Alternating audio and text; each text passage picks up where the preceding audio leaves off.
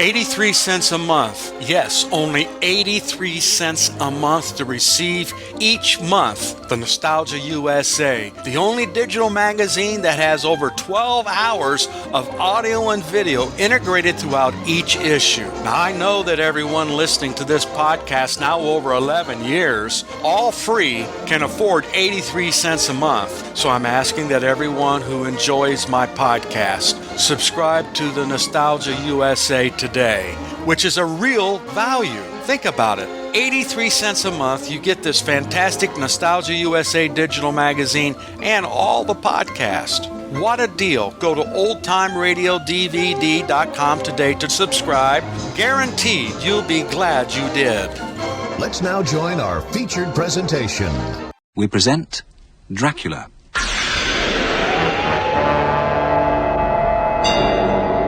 At last, after weeks of waiting, Mina receives news of Jonathan, though he's ill in a hospital in Budapest. Mina travels at once to join him. Dracula.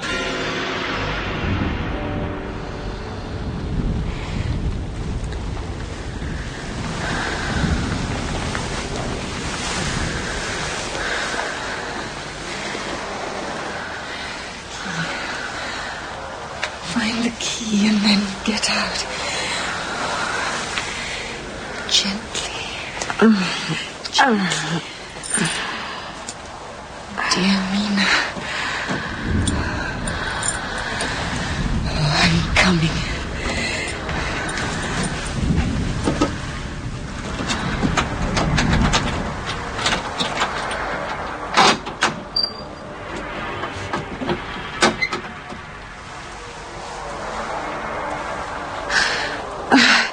What? Lucy? Lucy? Lucy? The key!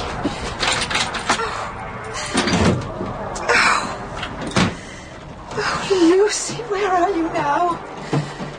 No! Get out! Stay out! I won't open. It's like daylight out there in the lightning.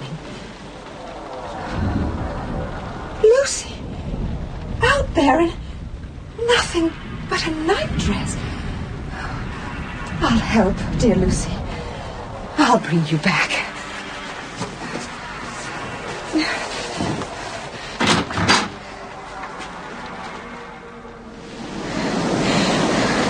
I know where to go. I know. I'm coming. I am coming. Come on, Quincy. Is Renfield quiet now, Adams? He was asking and asking for you, sir. I wouldn't have bothered you, but he seemed so eager, sir. Almost in his right mind, you could say. Now, Quincy, I must ask you one thing. No surprise, no quick movements. Be calm and deliberate. He was once a very intelligent man, I believe.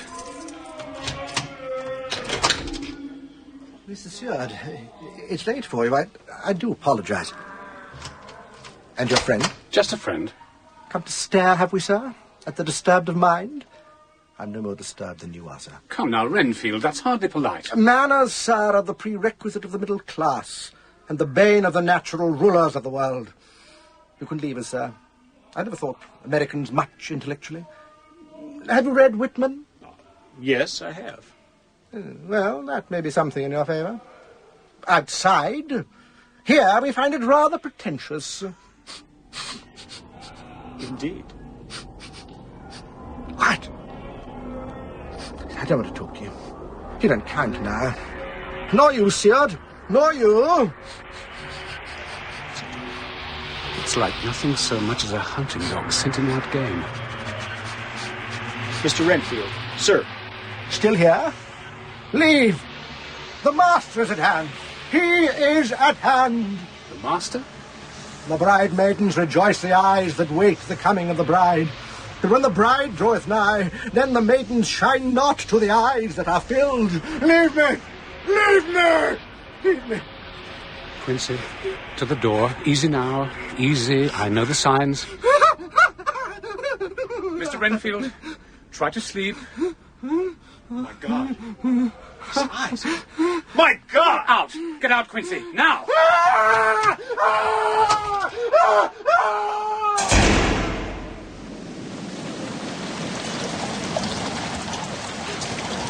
I am almost afraid to write this in my journal, but I must. She was there. I had run along the crescent without seeing her, and then along the north terrace. I ran to the edge of the west cliff and looked across the harbour in the hope, no, fear perhaps, of seeing Lucy in our favourite seat. The storm seemed to be dying away, and the clouds racing across the moon were clearing. The ruins of the abbey came into view, and she was there. In the silvery light of the moon, I saw a half-reclining figure, snowy white. It seemed to me that I saw, before the clouds obscured the moon again, I saw something dark behind the seat. Something that bent over her. Man or beast, I could not tell. Lucy! Lucy! There was something long and black bending over her. I called out, Lucy! Lucy! The something raised its head, and I could see a white face and red, gleaming eyes. I ran across the churchyard towards her. When I was near enough to see her again, she was alone, her head lying back over the seat. Lucy? Lucy? Are you awake? Oh, my dear Lucy. My dear. Oh. So cold. Oh, so cold. Oh, here. Let me wrap you in my shawl. Pin it round you, my darling. Mrs. Westenra, I brought her back still fast asleep with my shawl pinned round her to keep her warm. She was breathing great tearing breaths. Did you wake her? Slowly, very slowly. And she came home without knowing much of what had happened, I'm sure. She is asleep now, and none the worse for it, I promise you. You are a good friend, my dear. A good friend. When we're home in London, we might see a specialist and ask for help in the matter of sleepwalking. I'm sure it's just the excitement of the engagement. I think so too, Mrs. Westenra. Nothing to worry over. I shall make sure we spend a quiet day about the house. Did anything happen to make him suddenly turn as he has? Nothing, sir. We were out in the garden. You know, he likes tending a small plot over by the far wall. He was there, sir, and looking through the gates. He was pointing and shaking and muttering to himself. Muttering what? Some rubbish I didn't really listen to. I was too eager to get the fork from him. You heard nothing of what he was saying? There was a carrier's wagon, sir, coming to the hall next door. We are to have neighbours, it seems. Renfield was pointing at the wagon and slobbering, sir. The master, he seemed to say, and then he turned on me. And I own I was glad to see Jonas and Perks come over. They held him while we got the restraining jacket on him. You did well. Watch him, if you please, and report any changes. They're stocked up.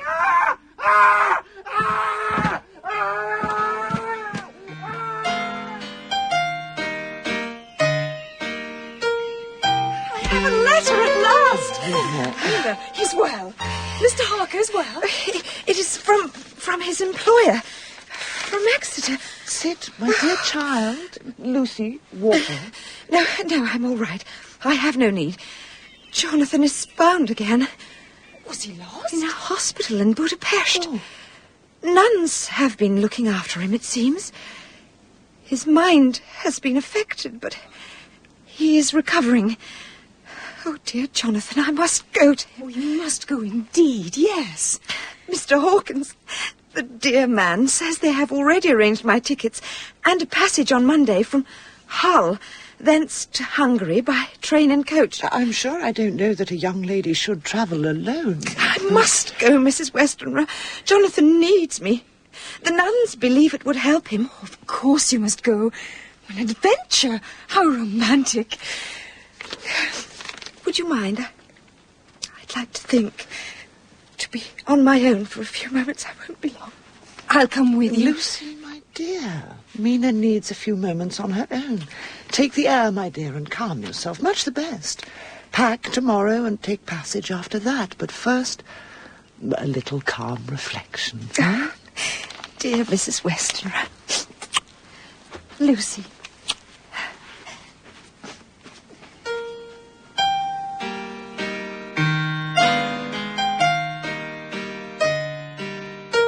I was seized by 1,000 emotions, but above all, by joy that dear Jonathan was safe and in kind hands. I didn't care to think about what had caused his illness. I walked back to our little house in the Crescent and looked up at the window of our room. Lucy was sitting in the window, waiting for me. Beside her, on the sill, in the shadows, I thought I saw something. I waved my hand, and as I did so, a cloud shifted from the moon, and I could see her more clearly. Her eyes were shut, her head leaning back. I ran upstairs to stop her getting a chill from the open window. Lucy! Lucy! I'm tired. Very tired. My dear, come to your bed. Oh.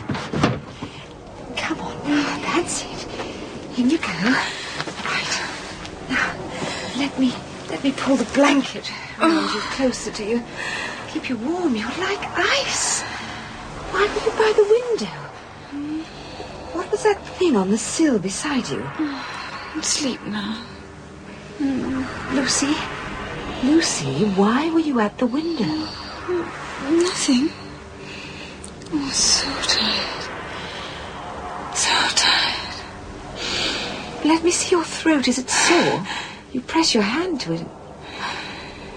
Those pinpricks.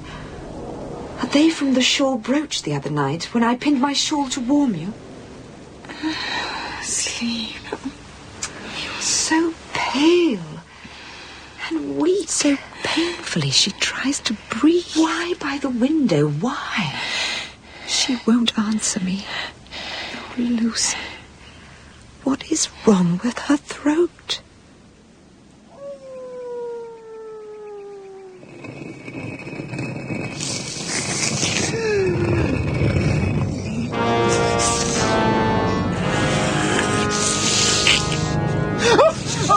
Gently now. Now, hush now. Easy now. No. I know I must be mad. Lying in that box, looking up, looking young, as if he'd been renewed.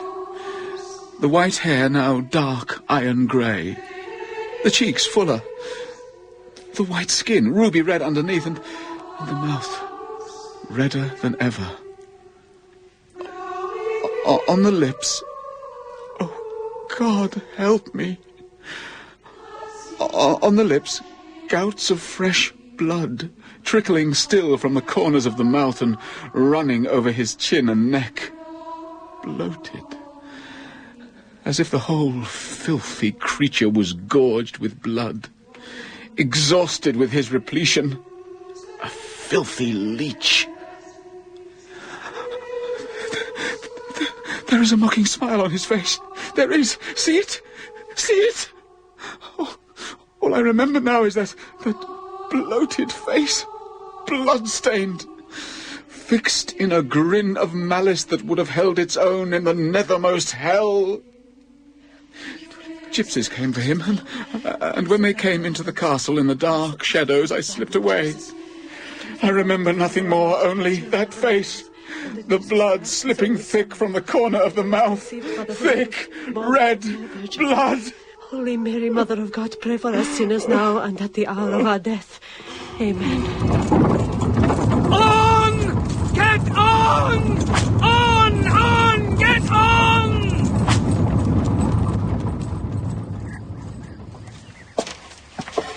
You want to rest before you see your fiancé?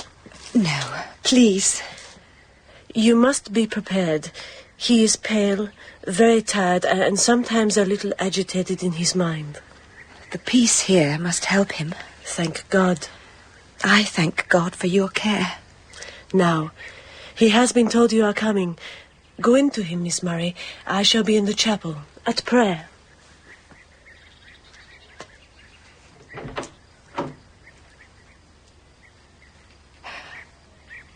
Jonathan? I see that Renfield is at liberty again. He is calm now. There's no point in chaining him up, Quincy.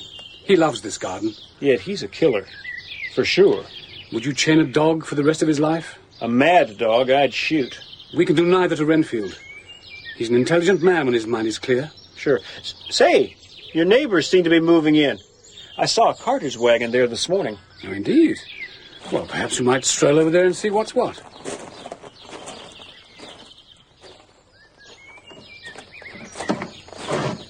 Good morning. Good morning, sir. Can I help you? I'm from the house over the wall. Just a neighbourly visit. Careful, Jack, don't drop it. The owner isn't here, sir. Just us, moving in a few boxes. Damn heavy boxes from the looks of them. And to be put in a very precise place, sir. Down in the old end. The chapel? Chapel? That's what we were told, sir, yes. A rush job it was. Letter from a solicitor in Whitby to Messrs. Carter, Patterson and Co., London. Meet the goods at King's Cross. Out here at the trot, you might say. Into the house. Using closed keys. Leave said keys in main room on departure. A real chapel in a private house. My. Not much left, sir. Inside is a mess of screens and upturned stones, and only the door to the crypt in working order, oiled and locked. Frank, take the end round a bit. Easy, man, easy. Excuse me, gentlemen. I shall be locking the gates before we leave, sir, so... we're not staying, friend. You don't know the name of the new owner, do you? No, sir. No, if you'll excuse me. Jack! Oh, Lord, lovers.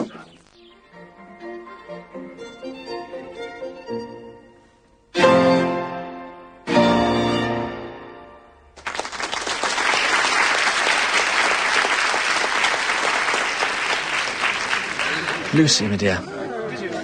Shall we take some air? If you don't mind, Arthur, I would rather sit for a moment. I'm still not entirely myself. My dear, I really do wish you'd see a doctor. There's no need. It's just the move. Coming down from Whitby to town and Mamma being unwell. And we've hardly stopped since you came to town. I want to show off my fiancé. That's the truth. I've been selfish. No, dearest, not at all. I could ask John Seward to look at you. If it will make you feel easier in your mind. It will. I know we both trust John as a good friend. His opinion is worth a great deal. Very well, Arthur. Oh, isn't that Quincy waving his programme? Oh, what luck. Shall he come on to supper with us, my dear? Oh, I'd rather we had supper alone. Please. So would I. Quincy, my dear chap. Hello, folks. Good to see you. Nice concert. Yes. Lovely violinist. My, Miss Lucy. You are looking pale and interesting, if I may say so. Why, thank you. She's been overdoing it. We have been overdoing it. I'm calling John in for an opinion. Gentlemen, please stop talking about me. Why, ma'am, you must be the first living woman ever asked two men to do that. I've just been down in the country with him. He has an interesting place there, some amazing people. All mad and some dangerous. Fascinating. I think I shouldn't like that, sir. It can make you a little uneasy in your bed. Now, I have to miss the second half, sadly. I must leave if I'm to catch the train back to his place. Excuse me. A pity your friend Mina was already engaged. I thought the two of them would make a fine couple. Well, Mina sent a telegram. She's with Jonathan Harker now and happy. Ah. I'm so pleased. Oh, now, hush. I prayed every night to God and St. Joseph and St. Mary for the poor man. He raved and had bad dreams. He refuses to tell me any detail. Just that he had nightmares and is still afraid to sleep. With you here, he will lose that fear and begin to heal himself. If only I knew what he did rave of. It worries me, sister. I can tell you it was not about anything to give you as his future wife cause for concern. He never forgot you, even in the darkest of times. His fear was of such dark, dreadful things, but it will go. You will help him. Thank you, sister. I wish I knew how to. Mina. Wilhelmina. Is it a dream? Jonathan. Dear Jonathan. My book fell on the floor. Oh, you have been writing your journal. I told you I would never show it to you. Jonathan, it doesn't matter to me. I believe there should be no secret, no concealment between husband and wife. I have had a great shock, and I do not know if it be real or the dreams of a madman. I have been unhinged, I think. The secret lies in this journal. Will you dare share it with me? Take it and keep it. Read it if you will, but never let me know. Please.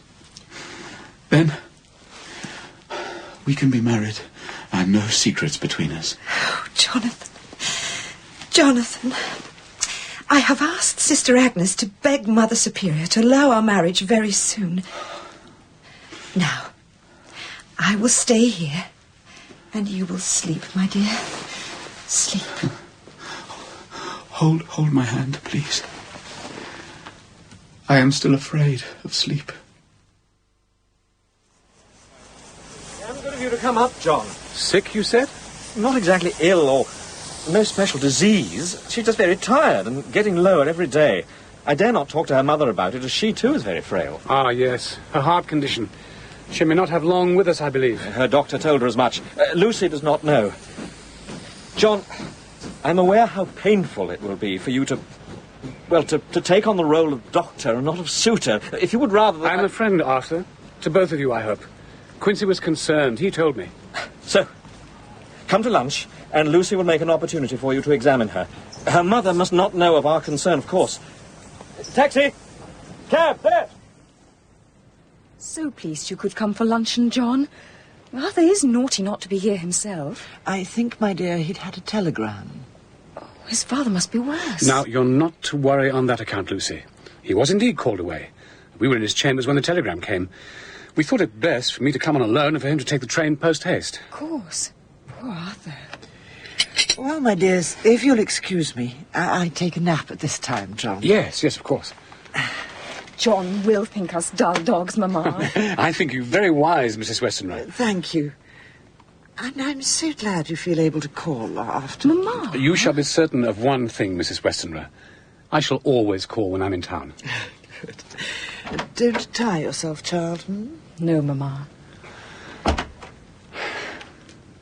So, we must see to you. Arthur worries too much. You have lost weight. A considerable amount of weight. He is naturally and rightly concerned. Rightly? Are you sleeping? Yes, well enough. Concealment will not help, Lucy. I'm not sleeping well, no. I hate talking about myself. Remember, whatever you tell me is between doctor and patient. You may tell Arthur everything I say. I do not care for myself, but all for him. Go on.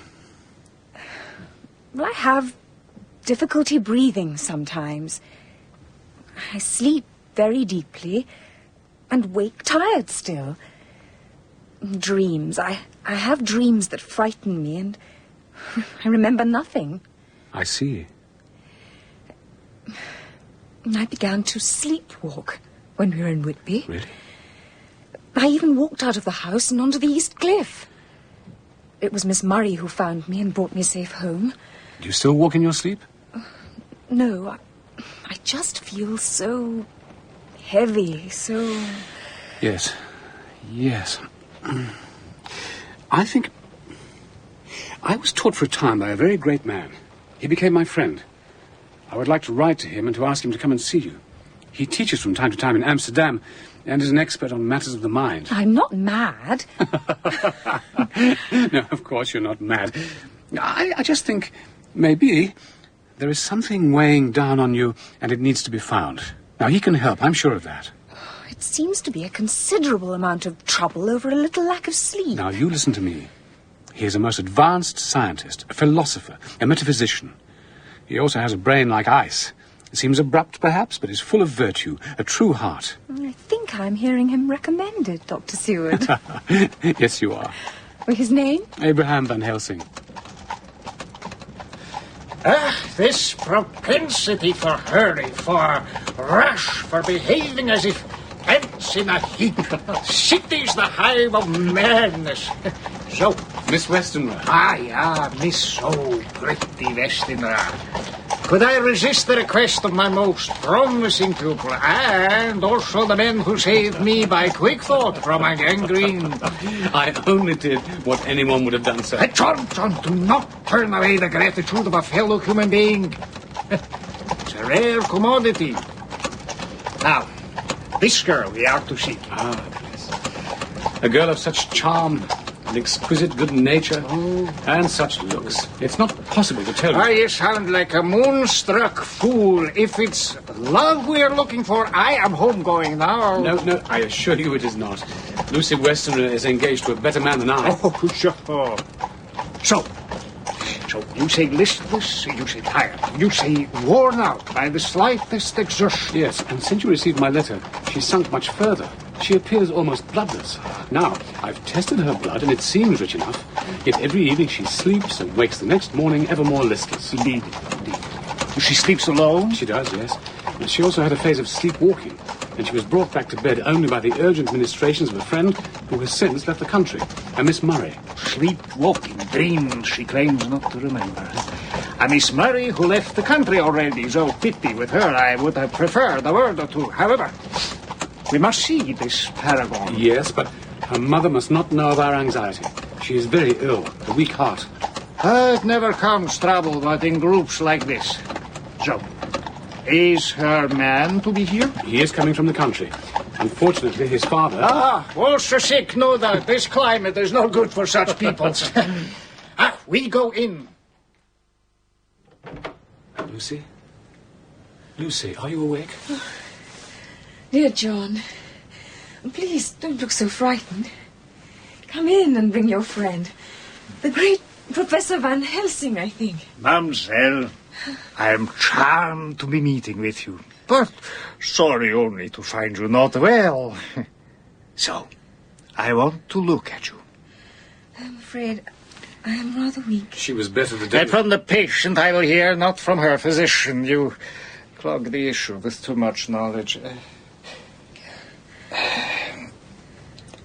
If you please, Miss Westenra, I want one word with my friend, and then I will make the examination. John?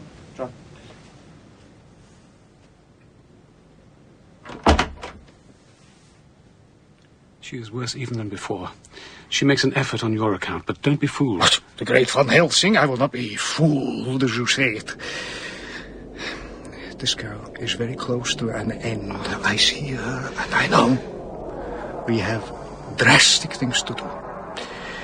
Her fiancé? In half an hour at St. Pancras. Go to him, bring him back as soon as you can, and prepare him for something urgent, something we must do for the child. But what shall I tell him? Nothing but to be aware she is going down. Let me caution you. All men are mad in some ways, and in as much as you deal discreetly with your madmen, so deal with God's madmen too, the rest of the world. We must keep what we know and what we learn in our own heads to share one with the other. You are afraid, sir. Afraid? The great Van Helsing is not afraid, John. I urge you to make note. Learn, watch, rely on nothing you have heard or learned before. Nothing is too small. So, I will take in my bag and the ghastly paraphernalia of our beneficial trade and begin.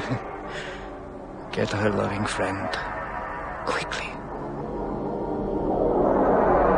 In episode 3 of Dracula by Bram Stoker, adapted for radio by Nick McCarty, the cast was as follows.